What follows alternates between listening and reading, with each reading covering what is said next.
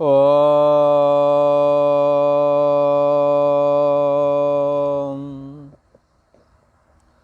ॐ अखण्डमण्डलाकारं व्याप्तं येन चराचरं तत्पदं दर्शितं येन तस्मै श्री गुरवे नमः। योगेश्वर श्री कृष्ण भगवान की जय। ऐं सरस्वत्यै नमः।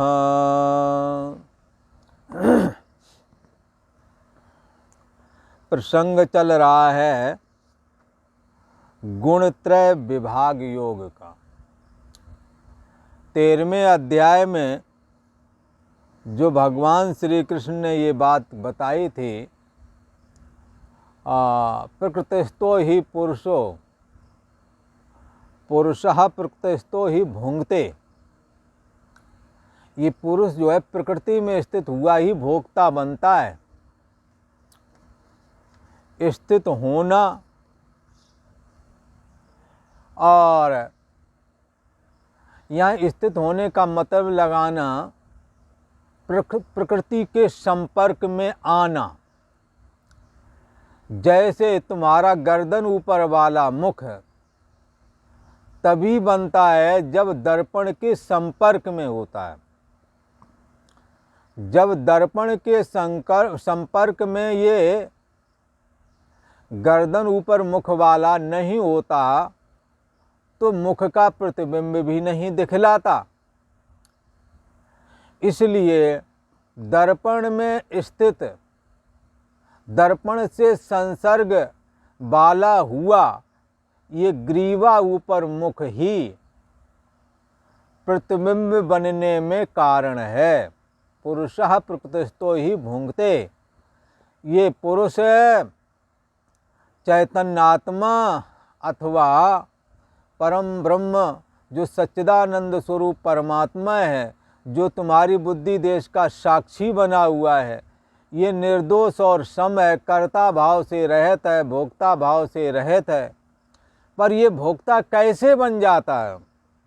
तो उसके लिए कहा प्रकृतिस्थो। जैसे दर्पण में के सम्मुख, दर्पण के संपर्क में आपका मुख जाता है तो प्रतिबिंब बन जाता है, वरना प्रतिबिंब होने के कोई चांस नहीं। ऐसे ही ये बुद्धि देश का साक्षी जब मन और बुद्धि से संपर्क अर्थात संसर्ग वाला हो जाता है, जैसे ही इसका संसर्ग होता है, संसर्ग का मतलब समीपता, जैसे ही बुद्धि के समीप जाता है तो कर्ता भोक्तापना आ जाता है। और जैसे ही मन के सम्मुख पहुंचता है तो सुखी दुखी वाला हो जाता है। प्राण से तादात्म्य संसर्ग वाला होने पर भूखा और प्यासा कहलाता है। शरीर से संसर्ग वाला होने से जन्म और मृत्यु वाला कहलाता है। ये सारे के सारे धर्म ये अंतर्यामी आत्मा में नहीं है। इसलिए कहा प्रकृति में स्थित ये पुरुष ही परम ब्रह्म परमात्मा ही भोक्ता कहलाता है और सुखी और दुखी कहलाता है, भूख प्यास से पीड़ित कहलाता है, जन्म मरण वाला कहलाता है। भगवान श्री कृष्ण ने कहा विकारांश गुणांश चैव। जितने भी विकार हैं ये माया के गुणों में हैं। पुरुषः प्रकृतिस्थो ही भुंगते है, प्रकृति जान गुणान। ये प्रकृति के गुणों में स्थित, जब मन में स्थित होवेगा तो मन में सात्विक वृत्ति आवेगी तो ज्ञान वैराग्य भक्ति का भोग बनेगा। जब मन में रजोगुण होगा तो कर्म की आसक्ति वाला भोग बनेगा, क्योंकि रजोगुण कर्म में लगाता है। और आसक्ति में लगाता है, मोह में फंसाता है, और इसी प्रकार तमोगुण प्रमाद में लगाता है, निद्रा आलस में लगा देता है। तो पुरुषः प्रकृतिस्थो ही भुंक्ते, प्रकृति रूप मन के अंदर जो गुण हैं इनमें जब संसर्ग वाला हो जाता है अंतर्यामी आत्मा, तो भुंक्ते भोक्ता बन जाता है। किसका? इन्हीं का। कर्म का भोक्ता, सुख का भोक्ता, और सुख का, कर्म का और प्रमाद का। प्रमाद तमोगुण से आता है। तो इस प्रकार भगवान श्री कृष्ण ने कहा था कि प्रकृति में स्थित ये अंतर्यामी आत्मा निर्दोष और समय ब्रह्म स्वरूप है, तथापि जब प्रकृति स्वरूपा जो ये मन है इससे जुड़ता है तो सात्विक, राजस और तामस वृत्ति विशेष से ये बंध जाता है, और उस बंधनकारी स्थिति को जो कि बताया गया है, सतोगुण सुख के द्वारा, रजोगुण कर्म के द्वारा, तमोगुण प्रमाद, आलस, निद्रा आदि के द्वारा बांध लेता है। तो ये सारे की सारी चीज बांध लेने का मतलब जो तुम्हारे में है नहीं फिर भी इनकी अभिव्यक्ति होवेगी। जैसे अंतर्यामी आत्मा में ज्ञान वैराग नहीं, पर वो क्या लगता है, मैं वैरागी हूँ, मैं सन्यासी हूँ, इस तरह की अभिव्यक्ति होने लगती है। और जितने भी विकारांश गुणांश चाहिए प्रकृति विद्धि, ये प्रकृति के द्वारा विकार जितने भी हैं प्रकृति में, ये प्रकृति विकारवान होती जाती है, परमात्मा सत्ता देता जाता है। खैर, भगवान श्री कृष्ण ने ये बात बताई कि सत्वम रजः तमः इति गुणः प्रकृति संभवः। सतोगुण, रजोगुण, तमोगुण ये प्रकृति से उत्पन्न होने वाले तीनों गुण हैं, और प्रकृति का ही अंश ये मन है, लिहाजा मन में भी ये तीनों गुण उत्पन्न होते हैं, और ये अविनाशी जीवात्मा को बांध लेते हैं। कैसे बांध लेते हैं? सतोगुण तो सुख के द्वारा इस जीवात्मा को बांध लेता है, ज्ञान के अभिमान के द्वारा बांध लेता है, और रजोगुण जो है कर्म के द्वारा और आसक्ति के द्वारा इस जीव को बांध लेता है, और तमोगुण तो निद्रा, आलस, प्रमाद के द्वारा इस जीवात्मा को बांध लेता है। ऐसी बात भगवान श्री कृष्ण ने बताई, जो कि 13वें अध्याय में इस बात को कहना था, पर 13वें अध्याय में नहीं कह सके, उसी बात को इन्होंने 14वें अध्याय में कहा है, ऐसा इसमें कहा जाता है। तो अब भगवान श्री कृष्ण कहते हैं, अर्जुन तीनों गुणों के अलग अलग काम हैं, और तीनों गुण मायक हैं, तीनों में तीनों को समान समझना चाहिए। इसलिए भागवत में कहा, रजोगुण प्रधान ब्रह्मा और तमोगुण प्रधान रुद्र भगवान शिव जी, और सतोगुण प्रधान भगवान विष्णु, इन तीनों को समान समझना चाहिए। तीनों गुण ये समान तौर पर यदि सावधानी पूर्वक बर्ताव न करें तो ये तीनों गुण ही बंधनकारी हो जाते हैं। जब निष्कामता पूर्वक ये इनका सेवन किया जाता है तीनों गुणों का, तो ये बंधन को खत्म करने वाले, नष्ट कर देने वाले बंधन जितने भी हैं, मैं मेरा तू तेरा, आसक्ति, ये जितने भी बंधन हैं, काम क्रोध लोभ आदि के, मान अपमान, सुख दुख, जन्म मरण, भूख प्यास, सुख दुख, मैंने किया मैं भोगूंगा, ये तरह तरह के कर्तापन के अभिमान हैं। इन कर्तापन के अभिमान से यदि ये असंग हो जाए तो छूट जाता है। किससे असंग हो जाए? प्रकृति और प्रकृति के गुणों से। फिलहाल भगवान श्री कृष्ण ये बता रहे ये तीनों गुण इस अविनाशी जीवात्मा को कैसे बांधते हैं, उस पर चर्चा कर रहे हैं।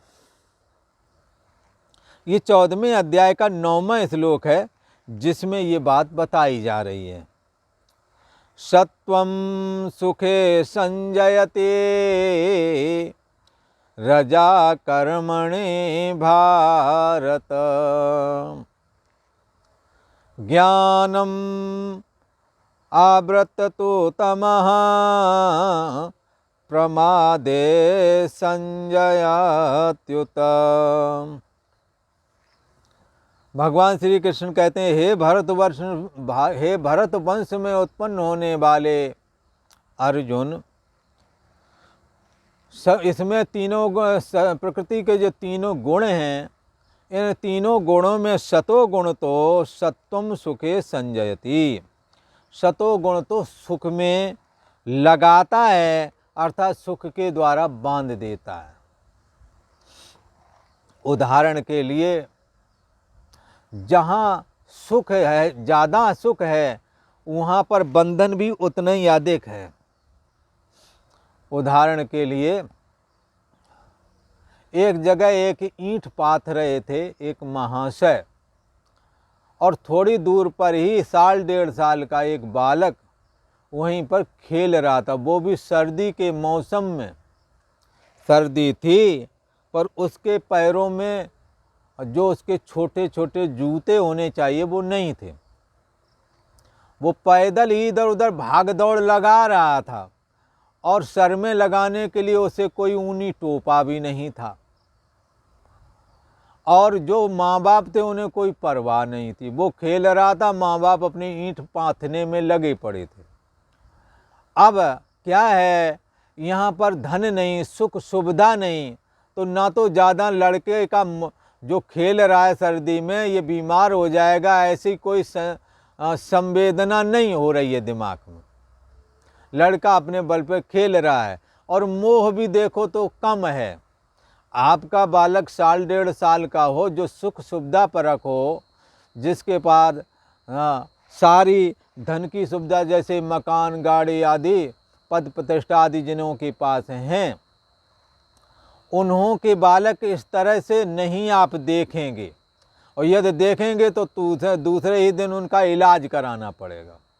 तो क्या है, ये जो सतोगुण है, ये सतोगुण जो यज्ञ दान तप आदि जो किए हैं, बड़े बड़े दान आदि किए हैं, उनका परिणाम स्वरूप वैभव मिला है। वैभव तो बढ़ गया, सुख संपदा बढ़ गई, गाड़ियाँ हैं, मकान दुकान है, सब कुछ है। पर ये कहा ना, सत्वम सुखे संजत, सुख के द्वारा बांधता है। तो अब सुख के द्वारा बांध दिया, और चूंकि कामना युक्त सारे यज्ञ दान तप आदि किए थे, इसलिए साथ में मोह भी बढ़ गया।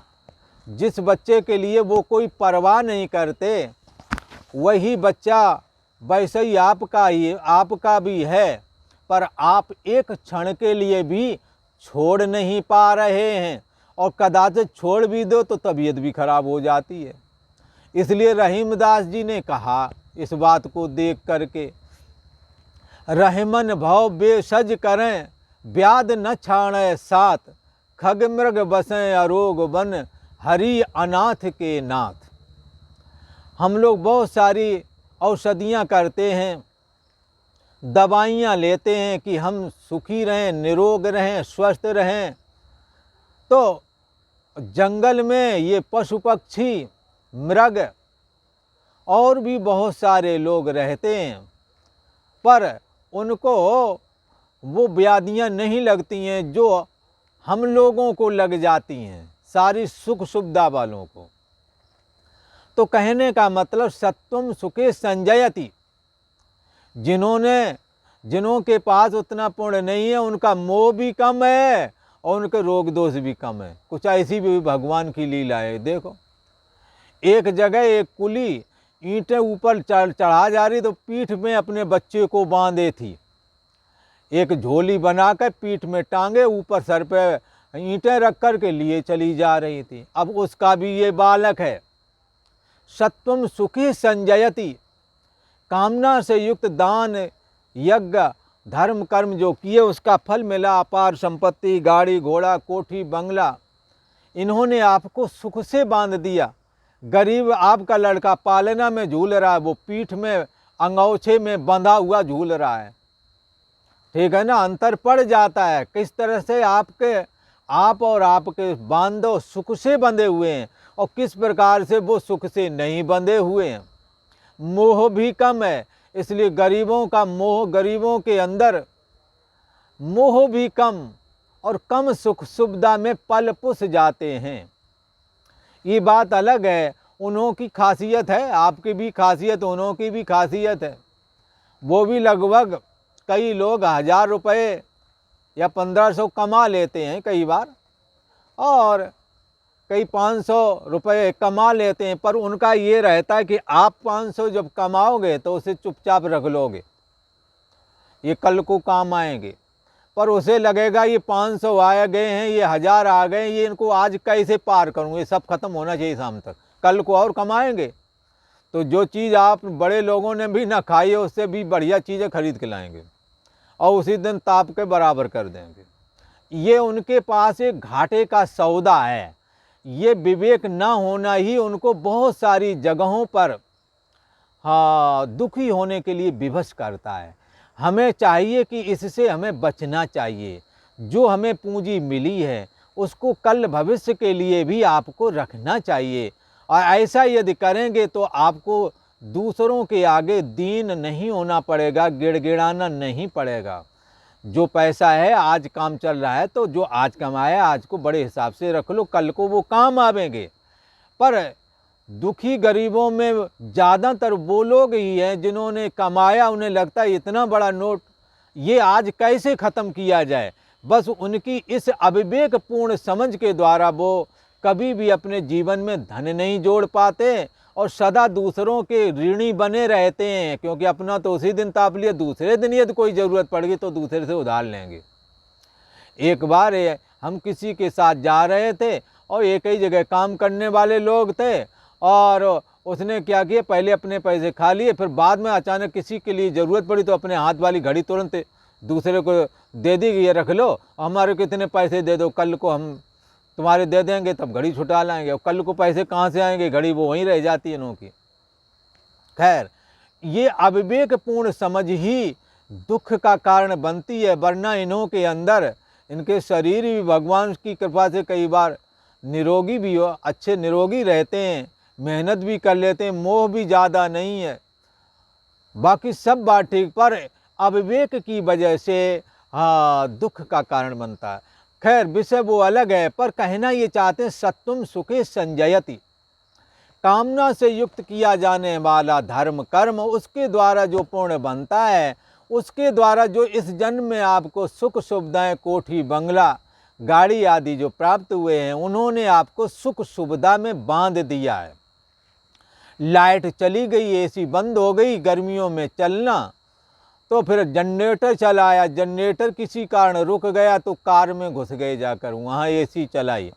और ये गर्मी जो आप इसने व्याकुल हो रही, ये गर्मी आम आदमी सड़क पर यूं ही बैठा आराम से बिता रहा है, जिसके लिए आप व्याकुल हो रहे। आपको सुख सुविधा ने बांध लिया है।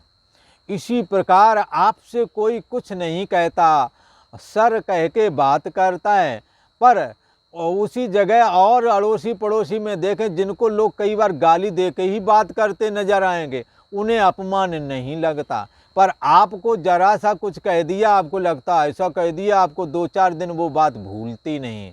तो क्या है, अति सम्मान मिलना, अति सुख मिलना, इनके द्वारा ये जीव बंधायमान हो जाता है। इसलिए भगवान श्री कृष्ण यहाँ कहते सत्वम सुखे संजयति। हे अर्जुन, सतोगुण सुख में लगाता है, अर्थात बांध देता है, और रजः कर्मणि ही तमः, रजः कर्मणि, और रजोगुण कर्म में लगाता है। जिसके जीवन में रजोगुण है वो कार्य करने में बड़े कुशल होते हैं और अपने समस्त कर्मों को संपादन करने में लगे ही रहते हैं। ये कोई गलत बात नहीं, अच्छी बात है। पर ये क्रिया यदि भगवद अर्पण हो जाए और कर्तव्य पालन के लिए हो जाए तो ये रजोगुण भी तुम्हारे लिए कल्याणकारी हो सकता है।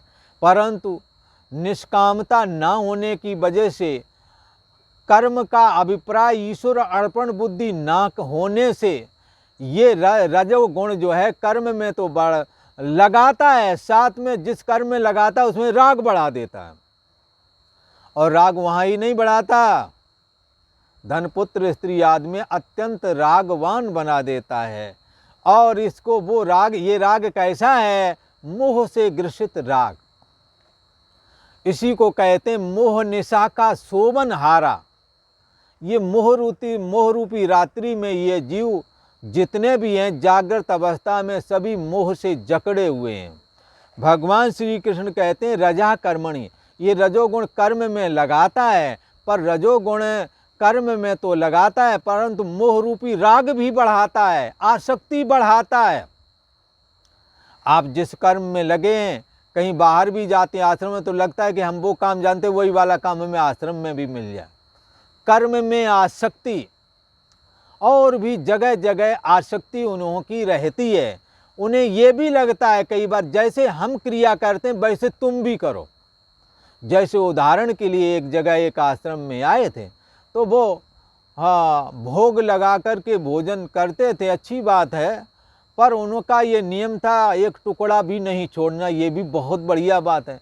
पर उनको ये अपना नियम, और लोग वहाँ थे और भी खाना खाने आए, उनको कहीं रोटी में कुछ कच्चा लगा तो उतनी रोटी तोड़ के रख दी।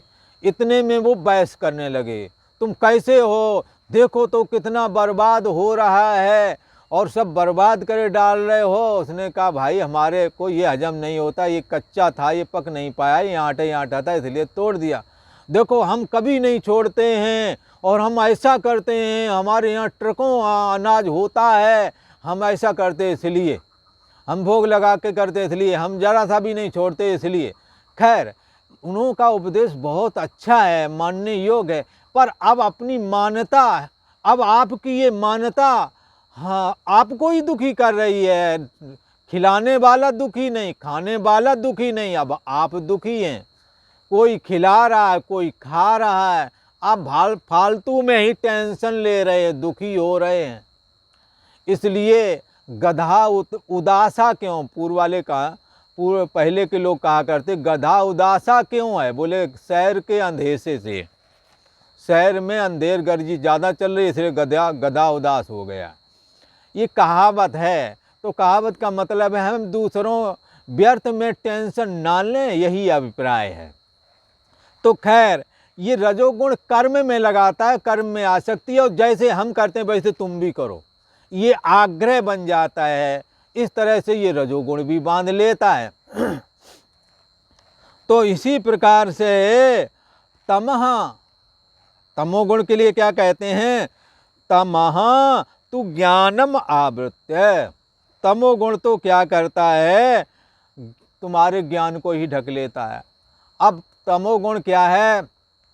प्रमाद में जो ना करने योग्य काम है उनको तो करते हो, जो नहीं करने योग्य कर्म हाँ तो वो कर लिया, पर जो करने योग्य था उसको नहीं किया। प्रमाद कहते ही उसे हैं कि व्यर्थ के काम में लगे रहना, जो करने योग्य उनको ना करना, ये प्रमाद है। ये किसके द्वारा आया? तमोगुण के द्वारा आया। और ये क्या करता है? तुम्हारे अंदर का सबसे पहले विवेक को ढकता। अच्छा आप ये बताओ, व्यर्थ का काम आप कब करोगे? जब आपको अपना लक्ष्य स्मरण नहीं होगा। जैसे कई विद्यार्थियों को उनके माँ बाप कहते हैं बेटा समय पर जाग जाओ और पढ़ लो और फिर पढ़ने के लिए स्कूल चले जाओ, पर वो इस बात को बार बार कहने पर उसे याद रहता है, परंतु बच्चों की संगत पाई तो कंचा खेलने चला गया, और कंचा खेलने चला गया तो स्कूल जानने वाला जो लक्ष्य था वो तो गया भूल, और व्यर्थ का काम कंचा खेलने में लग गया। इसी का नाम है प्रमाद। जो लक्ष्य था, लक्ष्य की जानकारी एक विवेक है, वो विवेक तो गया भूल। उस बालक ठहरे, उनको नहीं ध्यान रहा। तब तक पिताजी और आए, उन्होंने एक थप्पड़ लगाया, धीरे से कहा तेरे पढ़ने नहीं जाना है, यहाँ कंचा खेल रहा है। तो क्या है कि इस तरह से ये तमोगुण हमें आपको प्रमाद में लगा देता है, लक्ष्य से भटका करके। लक्ष्य है परमात्मा की प्राप्ति, लक्ष्य है गीता शास्त्र का ज्ञान प्राप्त करना, भागवत शास्त्र का ज्ञान प्राप्त करना, पर इससे मन को हटा करके, विवेक से हटा करके प्रमाद में लगा दिया, निंदा चुगली में लगा दिया।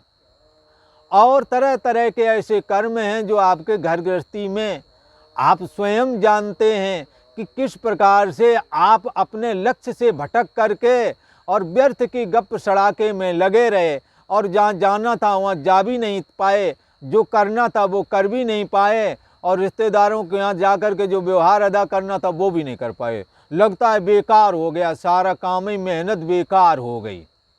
तो क्या है ये? इसका नाम है प्रमाद। ये कहाँ से आता है? तमोगुण से आता है। और क्या होता है? आलस्य आता है। अब करने का जी नहीं करता है, कुछ भी करने का जी नहीं करता है। भोजन पानी तो वो तो अच्छा है, महिलाएं हैं घर पे, वो समय वो भोजन पानी वगैरह कर देते हैं। कई तो शायद कपड़े धुलते ही नहीं है, महिलाएं धुलती रहती हैं और बैठे रहेंगे, पर उनसे कपड़े नहीं धुले जाएंगे, झाड़ू नहीं लगाया जाएगा। जो रोजमर्रा के अपने जीवन जीने के लिए करते हैं उनको भी नहीं करते। इसको क्या कहेंगे? प्रमाद नहीं, वो आलस्य। यही आलस्य बाद में अकर्मण्यता के रूप में तब्दील हो जाता है। फिर कुछ चाहे जितना नुकसान हो जाए, कुछ करने का ही जी नहीं होता है। तो उदाहरण के लिए प्रमाद और इस आलस्य ने एक जगह पर एक थे महाशय, अच्छे थे, पर उनके पिताजी ने उनको कहा कि कुछ किया करो, तो कहीं काम नहीं मिला तो उन्होंने जुगाड़ लगा करके किसी पोस्ट ऑफिस में नौकरी लगवाई। जब उसे पता चला नौकरी लगाई, पुराना समय था, कुछ पैसे पैसे दे देवा करके मन लगाए होगा, उसे पता लगा, तब वो हरिश्चंद्र बन करके बोले, क्या बोले? अरे तुमने हमारी नौकरी के लिए पैसे दिए, मैं ये नौकरी नहीं करूँगा। समझ में आई बात? इसको कहिए प्रमाद किस तरह से जीवन को तबाह करता है। घर में कोई काम धंधा करना नहीं है, हम अपने बल पर बगैर रिश्वत के ऐसे करूँगा, वैसे करूँगा, ऐसी नौकरी करूँगा। फिर नहीं लग पाई, चलो वो उस पर एक आध महीना गया, छोड़ आया। फिर दूसरी वो भी छोड़ दी। आज के समय में वो उन्होंने मकान भी नहीं बना पाया। दिल्ली के माँ से हमारे पास में आते जाते, अब हम लोग यहीं हैं आराम से, यहाँ हरिद्वार में लंगर चलते हैं, उनमें रोटी खाते हैं, पड़े रहते हैं यहाँ पर। झोपड़ियों में ये कुटियाँ जो फूस की बनी है, यहाँ पर भी आ गए एक बार, तो यहाँ पर भी उनसे ना कपड़े धोले जाए, ना झाड़ू लगाया जाए। तो प्रमाद क्या है? अकर्मण्यता की ओर धकेल देता है, और खुद तो कुछ करना नहीं, दूसरों को उपदेश बहुत करना। ये प्रमाद, ये तमोगुण का काम है। खुद को लक्ष्य का पता नहीं, पर दूसरे को लक्ष्य बता रहे हैं। कई लोग तो अपना कोई कार्य नहीं कर पाते हैं, पर प्रधानमंत्री को भी राय मशवरा देने में पीछे नहीं हटते, उन्हें भी बता देते हैं कि उनको ऐसा नहीं, ऐसा करना चाहिए। खैर वो विषय अलग है। ये सतोगुण, रजोगुण और तमोगुण प्रकृति से उत्पन्न होते हैं। सतोगुण सुख में लगाता है, सुख के द्वारा बांधता है, और रजोगुण कर्म में बांधता है, आसक्ति में बांधता है। और ये तमोगुण तो तुम्हारा विवेक रूप ज्ञान, जिसको जो तुम्हें करना चाहिए उस लक्ष्य से भटका करके, तुम्हारे विवेक को ढक करके, ज्ञान को आवृत करके, ढक करके प्रमाद में भी लगाता है, और और वो फिर बाद में निद्रा में घुसेड़ देता है, अर्थात सो जाते हैं। फिर वो उठ जाएंगे तो चाय और रोटी के समय में तो वो करेक्ट टाइम पे पहुंच जाएंगे। जब घर में चाय बनेगी नहीं, अगर कुछ वैसे टाइप के रहे तो झगड़ भी जाएंगे, हमें चाय नहीं मिली, हमें पूछा नहीं जाता, इस तरह का भी कहेंगे। तो क्या है? ये तमोगुणी हैं। हमें इन तमोगुण से बच कर के अपने रजोगुणी जो कार्य हैं उनमें गीता ने तो कहा ना करने की अपेक्षा करना अच्छा है, क्योंकि एक्टिव आदमी अच्छा है, और जो एक्टिव नहीं है अपने क्रियाकलापों में, अपने रोजमर्रा के कार्यों में, उसका जीवन नहीं चल सकता है। भगवान श्री कृष्ण ने कहा निठल्ले आदमी के लिए इस संसार में जगह नहीं, और अकर्मण्यता से बढ़कर के इस दुनिया में कोई बड़ा पाप नहीं है। इसलिए अपने जीवन को अकर्मण्यता में कभी नहीं डालना है। कर्म करना है, दूसरों के लिए भी करना है, अपने लिए भी करना है, अपने को एक्टिव रखना है। पर अंतःकरण में यदि निष्कामता रखोगे, ईश्वर अर्पण बुद्धि से करोगे, तो रजोगुणी कर्म भी तुम्हारे लिए सतोगुणी हो जाएंगे। और सतोगुणी कार्य यदि भगवान के लिए करोगे तो भक्ति और मुक्ति के लिए हो जाएंगे। यहाँ तो हाँ, धन ऐश्वर्य मिलेगा ही, और भगवान की भक्ति भी मिलेगी, और क्या कहते हैं, भोग और मोक्ष दोनों प्राप्त हो जाते हैं उसे। इसी प्रकार ये जो तमोगुण है, इस तमोगुण का, प्रमाद का हमेशा हमेशा के लिए त्याग करके और अपने ज्ञान को, अपने लक्ष्य को हमेशा याद रखें, और लक्ष्य के अनुसार हम रोजाना उठ करके उस लक्ष्य की ओर बढ़ने का प्रयास करना चाहिए। जैसे कोई नदी में भरी हुई नदी में कोई गिर गया, तो अब उसे पार निकलना है, पानी ज़्यादा है, तो उसने अनुमान लगा लिया कि हमें कहाँ तक जाना, तो धीरे धीरे हाथ मारता हुआ और एक दिन किनारे पर तैरता हुआ पहुँच ही गया। ऐसे ही हमने अपने लक्ष्य पर नज़र रखे रहना है, और तमोगुण को अपने हृदय में जगह नहीं देनी है, प्रमाद को जगह नहीं देनी है।